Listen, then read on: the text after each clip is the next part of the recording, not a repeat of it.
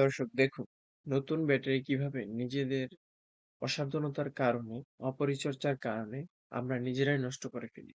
আমাদের এই কাস্টমারটি কিছুদিন আগে এই ব্যাটারি সেটটি নিয়েছিল এবং সে তার যখনই সাদা পানি প্রয়োজন ছিল, তখনই পানি কিন্তু দিয়েছে এবং প্রত্যেকটা সেলে আমরা কিন্তু সেই পানিটা পাই। এট দ্য লাস্ট টাইম যখন আমাদের কাছে উনি আসে, আমরা যখন টেস্টিং করি তখন আমরা দেখতে পাই যে এই ব্যাটারিটা একটা সেলে আপনার পানি টোটালি নেই।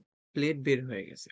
এতে করে কি হবে আপনার ব্যাটারিটার যে দীর্ঘায়ুকাল ছিল সেটা কিন্তু আস্তে, আস্তে ড্যামেজ হয়ে এই বয়সটা আর পাবে না। এবং যে ব্যাটারিটার যেকোনো একটা সেল শুকায়ে গেলে ওই ব্যাটারিটা সবার আগে মারা যায়।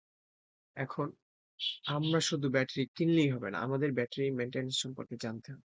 ব্যাটারি পোস্টের নাট, ক্লিপ, তার এগুলো আমাদের প্রতিনিয়ত চেক দিতে হবে।